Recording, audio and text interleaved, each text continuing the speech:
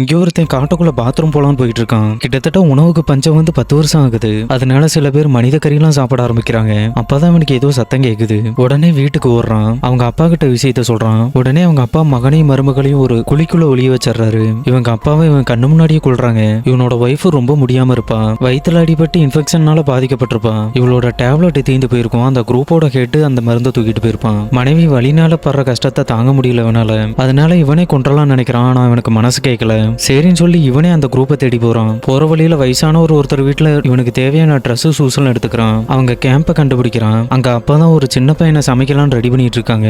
அவங்க அசந்த கேப்ல அந்த கட்டை ஊத்துட்டு எப்படியும் அந்த சின்ன பையலை காப்பாத்திடுவான். இவனும் உள்ள போய் டேப்லெட் எடுத்துட்டு வெளியே ஓடலான்னு ஓடுவான். அங்க சுத்தி கயிறு கட்டி வச்சிருப்பாங்க. அதுல பட்டு மணி அடிச்சிரும். உடனே அந்த கூட்டத்தோட தலைவன் ஆளுகள்லாம் கூப்பிட்டு இவனை துரத்த ஆரம்பிக்கிறான். இவனை தலையிலேயே அடிச்சு கீழே படுக்க வச்சிடறாங்க. அப்போதைக்கு பக்கத்துல ஒரு விசில் இருக்கும். அதை எடுத்து அடிக்க ஆரம்பிப்பான். அங்க இருக்கிற காட்டு நாய்கள்லாம் இவங்களை கடிக்க ஆரம்பிச்சிரும். அந்த குரூப்போட தலைவனை இவன் வில்ல வச்சு அடிக்கலான்னு பார்ப்பான். ஆனா அந்த வில்லோட நரம்பு அத்துரும். உடனே வீட்டுக்கு போய் அந்த பேக் எடுக்கலான்னு போறான். மறுபடியும் அந்த கூட்டத்தோட தலைவன் மறுபடியும் இவனை தொலைவிட்டு வந்துருவான். இப்படி ஒரு ஷார்ட் கன் எடுத்து சுட்டுருவான். வீட்டுக்கு போய் பார்க்கறான். அவனோட மனைவி இல்ல. காட்டு நாய்களோட தடம் மட்டும் தான் இருக்கு.